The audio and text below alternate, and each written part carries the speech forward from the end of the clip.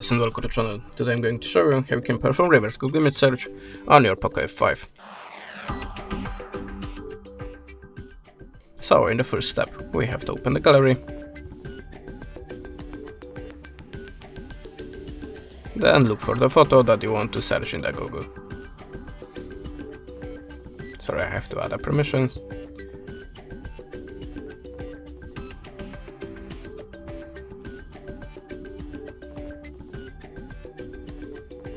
Like this one.